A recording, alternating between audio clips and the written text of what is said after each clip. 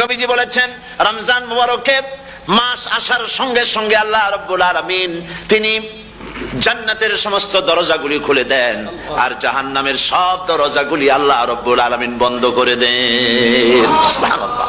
আর শয়তানকে শৃঙ্খল দিয়ে বেঁধে ফেলা হয়, শিকল দিয়ে শয়তানরা বাঁধা হয়ে যায়। এই হাদিসটা যখনই শোনাই বিভিন্ন জায়গায় লোকেরা বিভিন্ন জায়গায় প্রশ্ন করে, হুজুর কোন তো যে শয়তানরে বাঁধতে হয়, কিন্তু রমজান মাসেও তো লোকেরা মদ খায়, মিথ্যা কথা কয়, তাহলে শয়তান বাঁধা থাকলো কেমনে? আমি বলি দেখেন, এরও ব্যাখ্যা আছে। এর ব্যাখ্যা হলো এই, কোন কোন ঘড়ি আছে একবার চাবি দিলে 6 মাস চলে, আর একবার চাবি দিলে 2 বছর চলে, আবার চাবি দিলে লাইফ চলে যায়, এরকমের ঘড়িও আছে। কোন কোন মানুষের শয়তানে এমন চাবি দিছে যে চাবিতে 6 মাস চলে, কোনটায় 10 মাস চলে, কোনটায় বছর চলে। রোজার মাসেও যারা গুনাহ করে শয়তানে এমন চাবি দিছে যে রোজার মাসেও বন্ধ হচ্ছে না। এরা শয়তানের খপ্পরে পড়ে গেছে। আল্লাহ এই চাবি থেকে মুসলমানদেরকে হেফাজত করুন বলি আমিন। জোরে বলেন আমিন।